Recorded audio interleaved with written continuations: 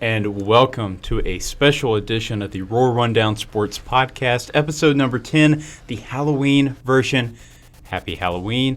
I'm Chris Gay, Zach Cloud, and Weston Bailey. We're really happy to bring you sort of a special edition. We're going to talk a little bit about OBU athletics, but we're going to talk about some fun stuff as well and some local traditions. As you can see, we're dressed up a little bit. I'm wearing a classic Kobe Bryant high school t-shirt. Not Adam, but Zach, who are you wearing? I've got my favorite football player's jersey, Adam Thielen. He used to play for the Vikings, but he plays for Carolina now. And I've got on a sweet baby blue Yadier Molina throwback Cardinals jersey. Yeah, I think you got the best jersey, but yeah. Adam Thielen's been a stud for Carolina. He's been a fantasy stud. He's been popping off for him. Yeah. So, all right. So, without further ado, let's get into OBU sports. This mouth guard is driving me. This chin guard driving me nuts. But anyway, gotta love the helmet. Thank you to the OBU equipment staff for letting me borrow it for the day. All right, so we're going to start off with the first event that happened last week, and that was OBU women's soccer. So as we mentioned, they are really trying to fight for playoff spots, playoff seedings right now, and they were coming up against one of the better teams in the GAC in Southern Nazarene, and they tied on Wednesday at home 3-3.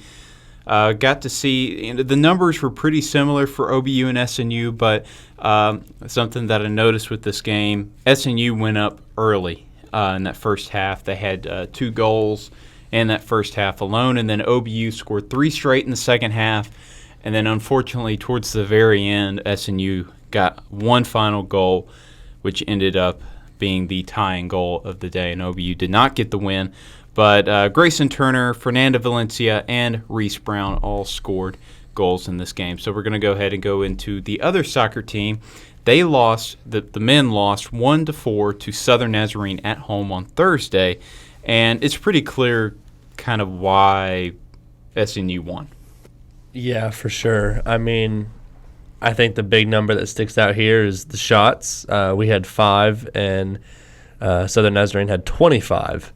So just when you look at time of possession and shots on goal, shots in general, just an overpowering offense from Southern Nazarene. Yeah, I agree. But also what I will say is looking at 5, we got 5 shots and only 3 shots on goal, but the fact that we were still able to score a goal on that is kind of impressive in my opinion. So shout out to Grant Isbell for scoring his second goal, which was assisted by Will Childers. Well, it has been week of the Crimson Storm. Football also played, but they did get a win against the Crimson Storm in Bethany, Oklahoma. That was on Thursday, 49-28. Very solid game. Of course, they did outrun us on the ground. They had 304 rushing yards to our 211, but it was pretty clear our passing yards and really just the total team offense is what really got us the win. Yeah, and I think this was a great sign. I mean, still obviously that Harding loss in the rear view now, but the offense just came to play today during that game. All firing on all cylinders. The run game, the pass game, it wasn't a domination on either side, but, I mean, just a completely well-rounded game, and we'll get down to stats here in a second, but, I mean, when you have a receiver that goes 8 receptions for 150, I mean, golly, that's hard to stop. I think another big factor in us being able to win as convincingly as we did by 21 points was our defense kind of played with a bend, don't break type of philosophy this game. They gave up almost 500 yards, but they still only gave up 3 scores, and they were able to come away with 3 turnovers. So, and they also stopped Southern Nazarene on 4th down, Southern Nazarene went 1 for 2 on 4th downs this game. And they only went 3 for 11 on 3rd down, so we were able to get off the field whenever we needed to. Yeah, forcing turnovers, making stops when it was needed. Of course, their quarterback, he threw 2 picks, but they weren't able to stop him on the ground. He had 2 rushing touchdowns and 193 rushing yards. Well, speaking of rushing quarterbacks, we got to see, of course, a good performance from Riley Harms, only having 6 incompletions. He did throw an interception, but he was not sacked, showing our offensive line really showed up again. But Eli Livingston played extremely well, perfect on both of his passing attempts, one being a touchdown. And so was Kendall Givens. I talked about last week. He has a perfect completion percentage on the season. he's continuing that with that. But he also had a great game on the ground, 2 rushing touchdowns, 107 rushing yards. And then Isaac Edwards had 11 yards a carry on just 5 attempts for 56 yards. And as I mentioned, Eli Livingston played well on the ground. He had 2 rushing touchdowns. We got to see a lot of option plays. Throwing him into the mix definitely was making defenses, and then it's showing that he can throw. So now defenses aren't really sure how to play it whenever Eli Livingston is in the game. But like you mentioned, Weston, Connor Flanagan had a monstrous game. He didn't find the end zone, but he didn't need to because guys like Carter McElhaney, Jeremiah Turner, Garrison Jackson, and they were able to find the end zone. So we got to see a lot of big-time playmakers. But, yes, again, Connor Flanagan showing why. You had said this a few weeks ago, and I think it's still the same. He's the best wide receiver in the GAC. There's no doubt about it. But, yeah, and then our defense came to play. Mario Ganter Jr., congrats to him. He had both interceptions of this day. And then Trey Proctor even had a punt blocked at one point too. So just all around a really solid game. But something that I found funny, as I mentioned, Eli Livingston gets in for a couple option plays every once in a while. Goodness, I did not silence my phone. But he'll get in for a couple option plays, but they gave him a lot of opportunities this time. And at one point, the Southern Nazarene commentator made a little comment. So let's take a little look at what that clip was. And here comes Livingston and Edwards out there for the Tigers. Again, Grayson, it just seems like the Tigers trying to be a little too cute here. Yeah, I don't really understand it. I really don't.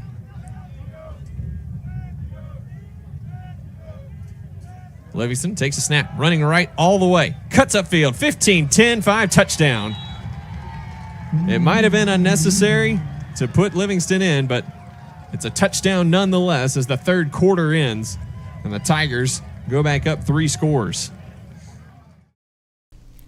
Well, that was a really funny clip. Of course, I don't think OBU's too cute, but we'll probably get to see a lot more Eli Livingston as we come down. We were pretty successful with him anyway. So let's go ahead and change into volleyball. So Ouachita Volleyball, they're now won 3 straight games, beating Arkansas Monticello in Monticello on Thursday in 3 sets. And that was just utter domination from Ouachita. Ouachita hit 267 from the floor.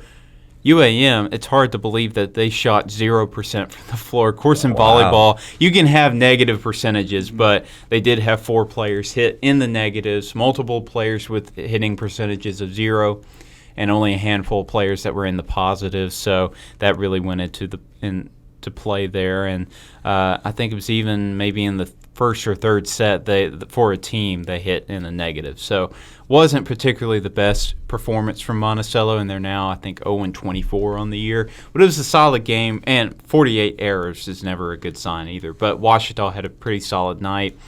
We didn't even really get to see our players, show up that much. I mean, Courtney Hansen had 29 assists in just 3 sets, but I think a lot of it was just sort of the miscommunication and a lot of the errors from Monticello. So that's all we'll say about that, except Riley Brazil. She did have 3 service aces, so and just 3 kills. Now, OBU swim and dive, the men and the women competed at Henderson State's campus. The men lost 109 to 134 on Friday. They still won 5 different events. Tyler Andrews won the 500 freestyle and the 1,000 freestyle. Jeff McCoy won the 400 IM.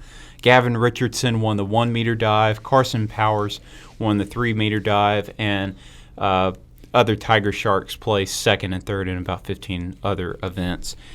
The women's swim and dive, they did beat Henderson, though, on Friday, 148 to 91. That is the largest margin of victory since at least 2011 for the Tiger Sharks. They won 9 events and took 2nd and 3rd in 16 other events as well. Anna Phelps won the 400, 500 freestyle, and the 1,000 freestyle. Kelly Holcomb won the 100 backstroke, 200 freestyle. Dee Dee Christensen won the 50 freestyle and the 100 freestyle. Rachel Dale Angel won the 100 butterfly, and then a team of Elise Henderson, Rachel Dale Angel, Christensen, and Holcomb won the 200 freestyle relay. So again, another solid performance from Ouachita Swim and Dive, bouncing back from their loss against Delta State last weekend. Ouachita Soccer, as I mentioned, they have been trying to get a lot of opportunities to.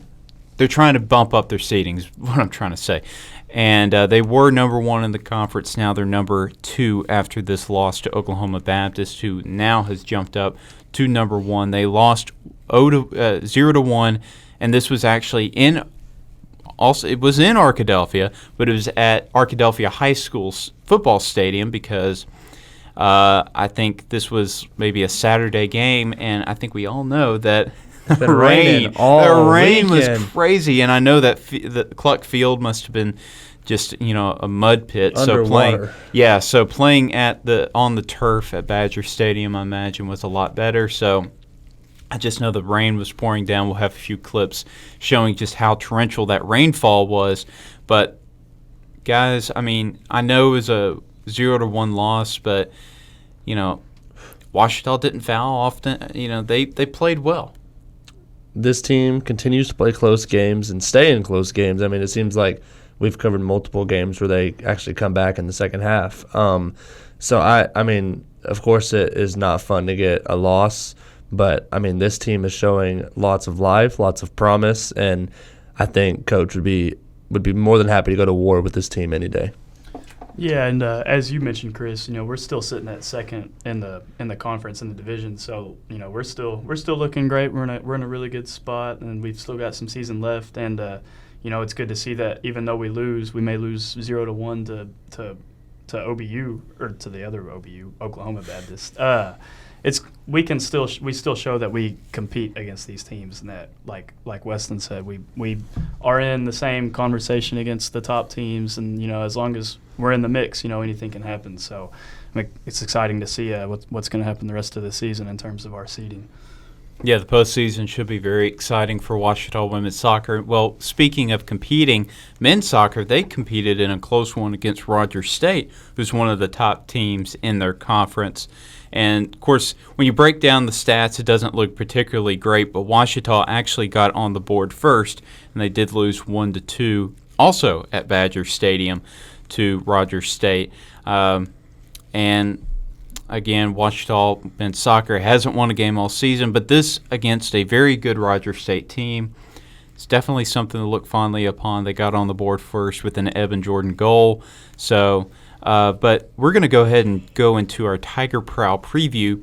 So just showing what's coming up. So Ouachita Volleyball, actually today, since it is Halloween, they will be hosting Harding University here at home at 6 p.m. in one of the marquee games of the week in volleyball. Of course, Harding is the number 1 team in the GAC. OBU sitting at number 7, so they're looking to really bump up. And if they get a 4th straight win, this is a great opportunity. It's going to be great. Hey, they beat good teams in Oklahoma Baptist and Southern Nazarene, so who's to say they can't beat the Bison? So, but we will also have our first wrestling match of the season. Will be on Wednesday. It will be in Little Rock. I don't think we have a home wrestling match for maybe a couple months, but it'll be versus Central Oklahoma, so it should be interesting to see how well the men do there. Women's soccer, they play, I think it's their final regular season game. It'll be in Ada against East Central on Wednesday at 2 p.m. Volleyball plays again on Thursday, also at home, versus the Mule Riders of SAU. That will be at 6 p.m. Another solid GAC team right there. OBU men's soccer, potentially their last game of the season. They play at Northeastern State on Thursday at 7 p.m. This is their one chance to get a win to try to, make that 0-win column change. So hopefully they can get a win there in Tahlequah. Men and women's cross country, they will compete in the NCAA regionals in Joplin, Missouri on Saturday. Also on Saturday, OBU hosts Oklahoma Baptist at 1 p.m., just 1 week closer to Battle of Ravine. But this is going to be a great game. Anyway, this is a good Oklahoma Baptist team, but also this is a senior day, so it should be interesting to see there. And then again, wrestling will go to Baldwin City, Kansas on Sunday to participate in the Dan Harris Open. That will be at 9 a.m. All right. So part of why we got through all of that so fast because I wanted to talk about some ghost stories. All right.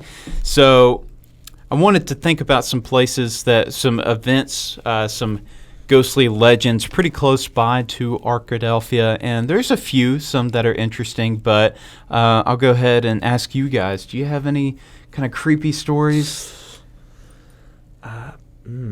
Not being from here, I really don't. Besides old scaring Perrin last year. Well, it doesn't have to be from here. From Arkadelphia? No, I mean, no.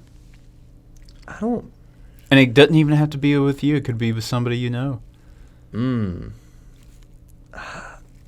off the top of my head. Okay, well, I'll break the ice. So, do y'all know, have y'all ever heard of the Parker House or the Parker Hotel in, is that in Massachusetts? Oh, no. No, that's the Arlington in Hot Springs. Yeah. No, Arlington's haunted, supposedly. So, but anyway, the Parker House or Parker Hotel, whatever it's called, is considered one of the most haunted places in the United States. I don't particularly believe in ghosts, but I am a sucker for a good ghosts. story. Yes, I am. Well, a good story, especially since it comes from my own mother. We actually stayed there when I was too young to remember, but we stayed there. My mother, she woke up in the middle of the night. I think she just looked and saw that the bathroom light was on. She just thought maybe my dad had left it on or something. And so she went, turned it off, went back in bed, looked up, it was on again. So she went up, turned it off once again. She sat back down, or laid back down, and then she looked up, and then there was this lady in the corner with this like white robe on, and there was not supposed to be another lady in the room, so she just sort of hid her head under the covers until the next morning, and she looked. She maybe thought it was like maybe a shirt draped on a chair. Well, no, there was nothing in that corner, and that was anything related to a haunting experience from my family. So, spooky. Anything from y'all? Any family members that had a crazy story?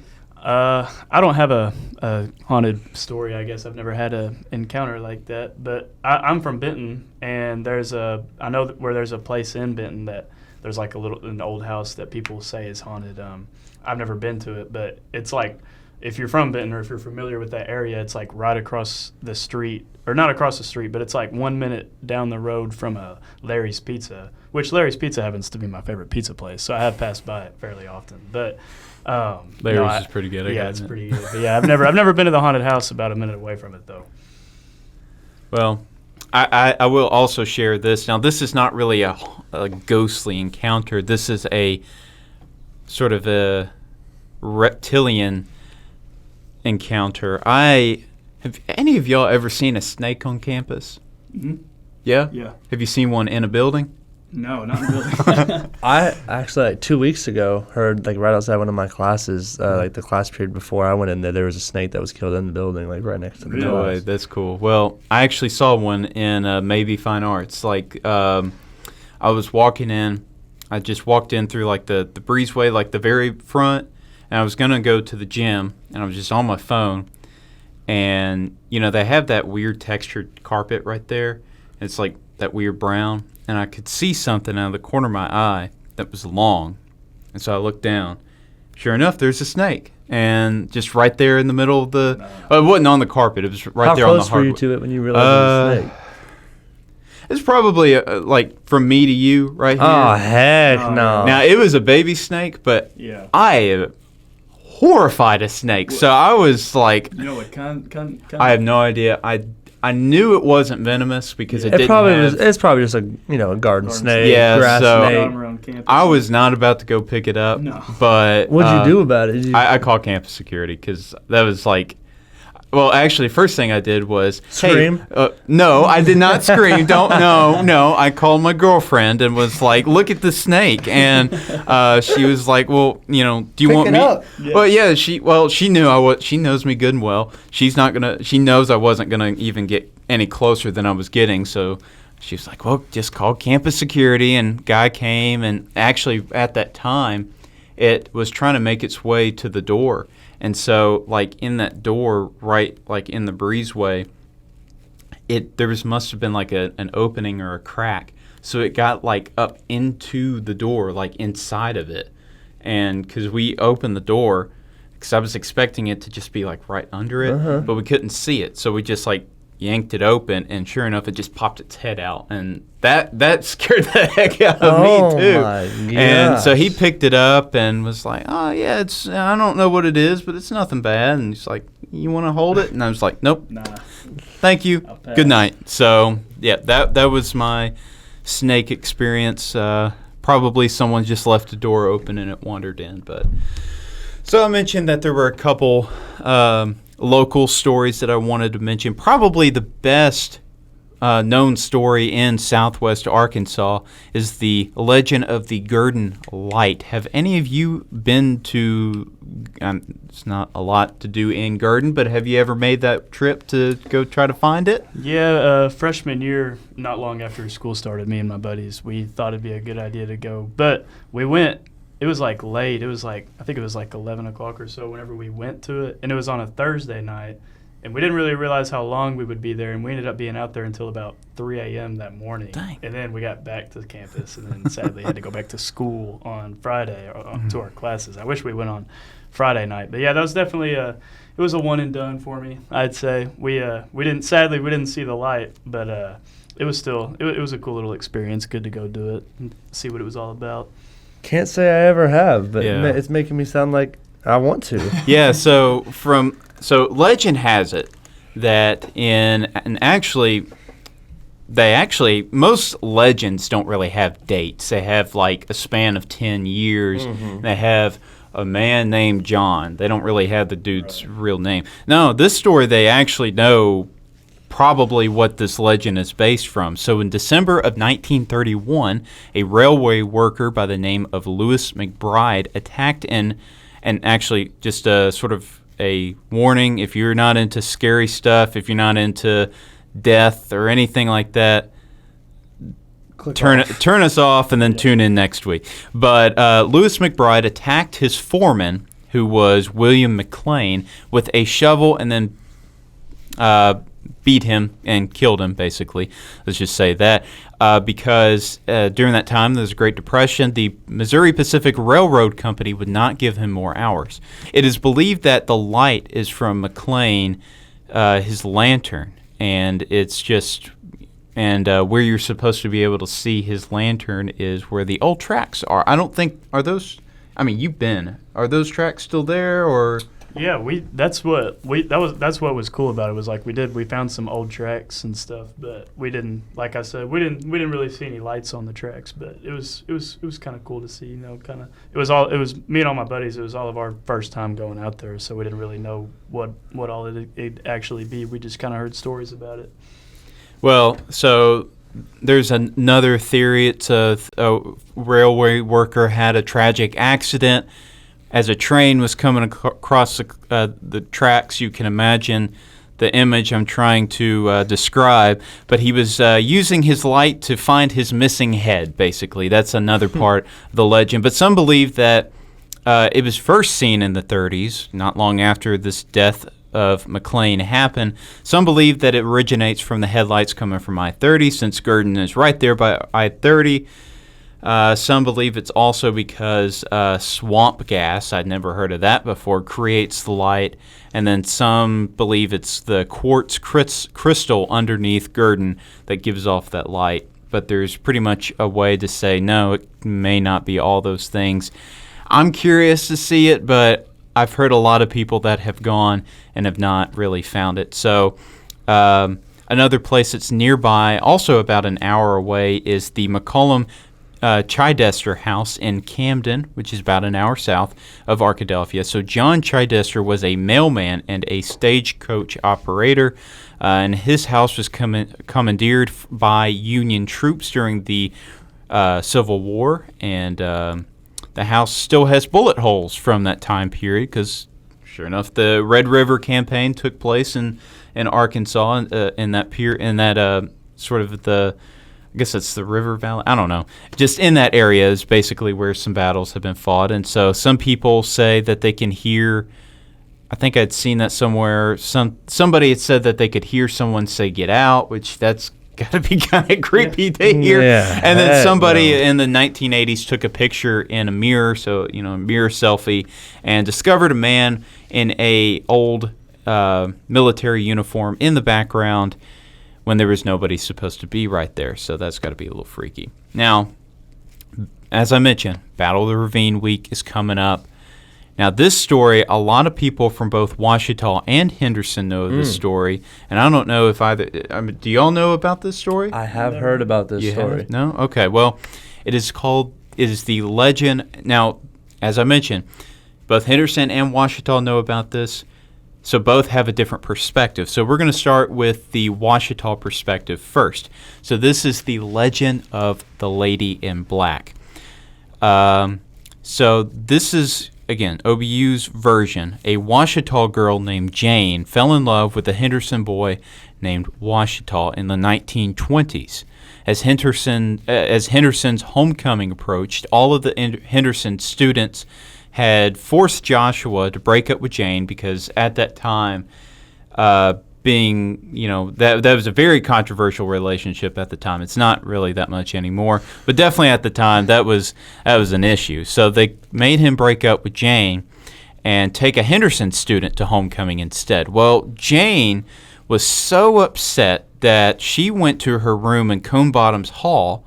Now, Cone Bottoms is an administrative building now. It's also the oldest building on campus, but it used to be a girls' dorm. So she went back to her dorm room, dressed up. She got in a black dress and put on a black veil and threw herself down the elevator shaft. And a little dramatic, if you ask me. I mean, let's be honest. And now she has been haunting the halls of Cone Bottoms. And you can hear her moaning and sobbing, warning against dating a Henderson boy, which, why would you want to do that in the first place? No. I didn't say it. Anyway, so legend also has it that she wanders Henderson's campus every year during their homecoming in search of the woman who stole her love. So, as I mentioned, Henderson had their own account. So this is their account, The Lady in Black, and it actually has a little bit more depth in their version. So she haunts really just the girls' dorms on Henderson's campus. So legend has it that a Henderson girl, not a Ouachita girl, but a Henderson girl fell in love with a Ouachita boy. But when Ouachita's new freshman class came in, he fell in love with a new freshman girl. That seems like that's more likely to happen anyway. Yeah. But the Henderson girl would then plunge herself off of DeSoto Cliff, which is actually right down the street, out of her despair. Again, a little dramatic. That's why I've heard this story before, because I go up to that bluff all the time just to take walks, take my dog up there. I've always wanted to go, and now this makes me want to go maybe a little bit less. It's a pretty walk, and that would not be a fun fall, I'll tell you that. Yeah, well,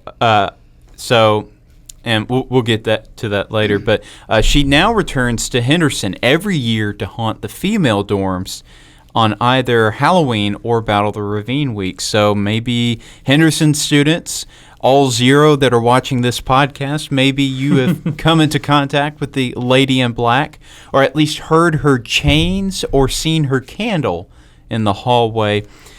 Well, she does this because she's looking for the one who stole her love, like the other story.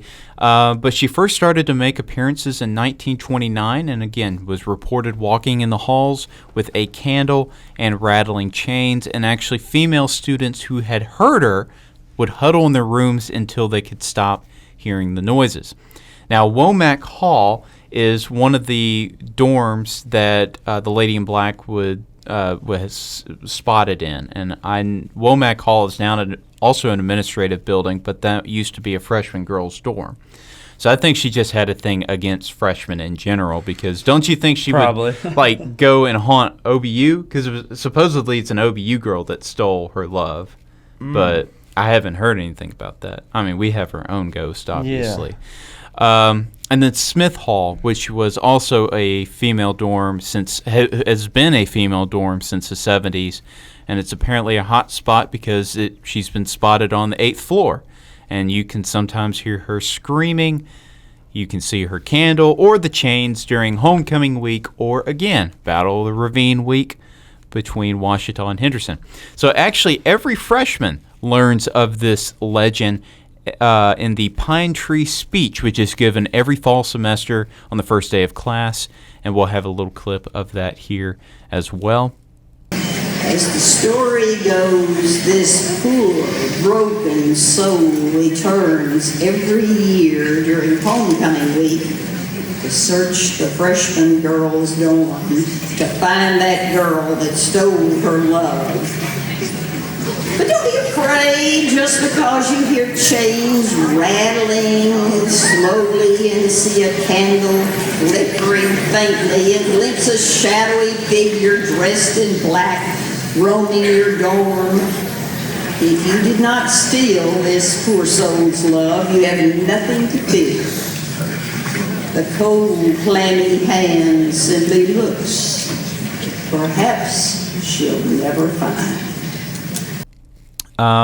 Now, again, if you did nothing to hurt this poor soul, you're safe. That's basically what they end every speech with, and then they change the subject, and then but that is something that's actually an integral part of Henderson's culture. There's that this legend. So actually, I kind of think that's kind of cool. But so another story that's kind of similar to both is that a female student named Nell Page would walk up and down the halls of Henderson before playing OBU, and she would either be wearing a white or a black gown. Now, a white gown would mean that Henderson would lose, and a black gown would mean that Henderson would win. So she must have been wearing a black gown, or a white gown the last few years, because and she will be again this year. Yeah, well, that's certainly the hope. But apparently, a lot of people don't think this particular one is true because Nell Page died well after college, so not really sure. And also, there's no evidence of anybody taking their own life at DeSoto Bluff. So maybe that. I've always wanted to go there. I know it's beautiful, and obviously you said it's beautiful too. So right now would be a great time to do it too, with the leaves falling. And I'm gonna wait for it to warm up a little bit because it's like a quarter-mile hike up. Well, right, yeah, I know, and it's just right down the street, and get a great view of the Ouachita River and all that. But again, it suddenly got real cold. It's gonna get colder. Hey, it's gonna give it a week, and it's gonna be back to 70, 80 degrees. So that's just how it is down here in Arkansas. But so last little story, and then I'll ask again if y'all have anything. Ghost town of Graysonia. So this is not really a haunting, and actually I wanted to go see it today because I just learned of it today. It's you don't hear about ghost towns very often, not in Arkansas. You hear them a lot out west when mining was such a big deal. But there's one here in Clark County, and it's actually about 45 minutes west of Arkadelphia, and it's just in the middle of nowhere. Like literally, there is nothing around it, and it used to be the town of Graysonia. It actually used to be a pretty big town of like 800 people. Had a school, had a bar, had a couple mills, and it actually closed. The Great Depression hit it hard, but it closed in the 1950s, and it's been deserted ever since. Apparently, you can still see some structures that are just kind of ruins. So I was actually really tempted to go take that trip, but it is about an hour's drive, so I didn't really want to put all that time into it. But again, anything that y'all would like to add before we end? I mean, any scary stories? You know, I was debating on talking about this or not. I think I'm going to go ahead and do it. I don't have a scary story or anything, but we cover all Ouachita sports here on this podcast. But we also like to talk about all sports in general. And this isn't necessarily a happy thing. I don't know if you guys are hockey fans or not, or if you've seen the news recently, but there's a professional hockey player that played for the Penguins by the name of Adam Johnson. And a day ago, he passed away on the ice during a game. Gosh. And it's kind of like hit the hockey scene, kind of like just hit it by storm. And it's national news everywhere. He caught a spike to the throat. Very vulgar, very just terrible. It was on live national television. Kind of reminds you of the Damar Hamlin incident that happened on live TV a few years last year. So my thoughts and prayers go out to Adam Johnson. If there's any hockey fans listening, I'm sure you know, thoughts and prayers to him. I know it's kind of a crappy way to end the podcast, but I just thought that, I should mention that because we talk about all sports. And I surely hope that, the Penguins as an organization are able to recover. Yeah, well, I certainly not heard of that. Yeah, I me mean, neither. I'm That's not really a wrong. hockey fan, but hey, prayers to his family, and that's horrible. I mean, you definitely reminds you about how dangerous that sport can be. Absolutely. Any sport really. But It just yeah, life happens fast. It's real. yeah, good grief. Well, but well, anyway, and actually, before we go, of course, not this previous game, but the game before, Kendall Givens hit the 50 touchdown mark, and actually he's up to 53 on the year, or on his career. That would be crazy. On the 53. year. Yeah, that would be a sight to see. But no, but a OSTN student, Chase Hartzell, did a great Yes, he little did. segment called Gold Rush for Kendall Givens hitting gold number 50. Now the only Ouachita running back to ever have 50 rushing touchdowns in a season. So let's take a look at that one.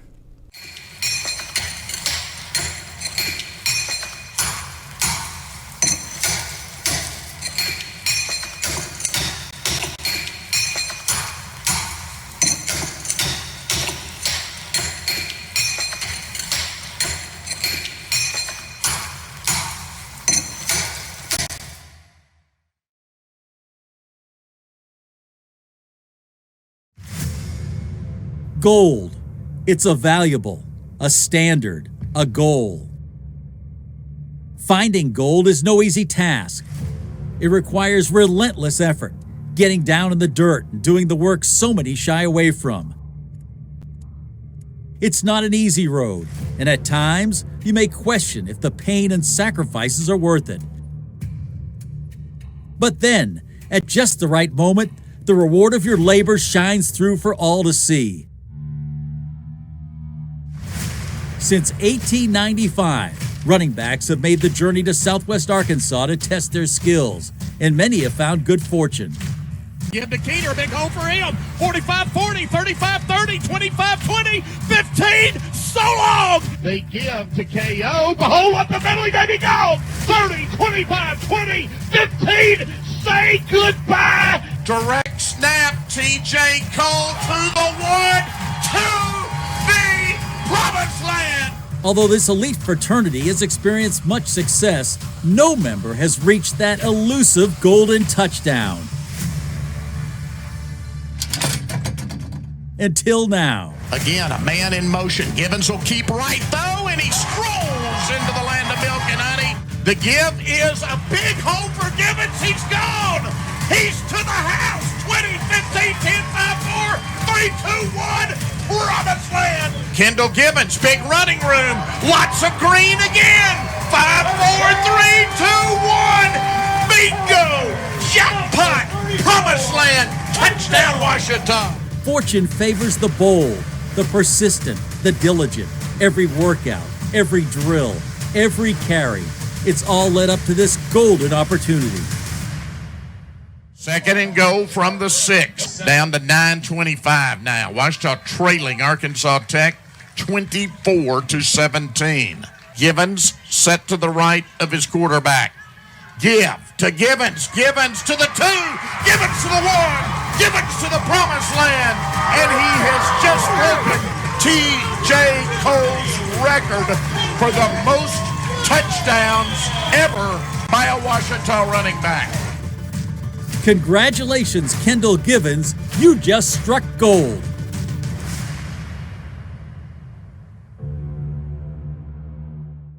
Well, thank you for tuning in again to this special edition of the Roar Rundown Sports Podcast. As my partners pointed out, I said a couple wrong things. I think I said that Kendall had 50 touchdowns in a season again, a second time, so my bad, in a career. This helmet squeezing my brain. Anyway, thank you again for tuning in, and just check out next week, episode number 11, Wow. and should be a great week as we actually are getting even closer to basketball season. That's something I'm really excited about too, and even closer to actually this coming week. That's going to be our preparation for Battle of the Ravine week, Yeah, well. so that's going to be great, and we're going to talk about the Oklahoma Baptist game. But so stay tuned for episode number 11. Be safe. Happy Halloween. Don't do anything I wouldn't do. Have fun trick-or-treating, and go Tigers.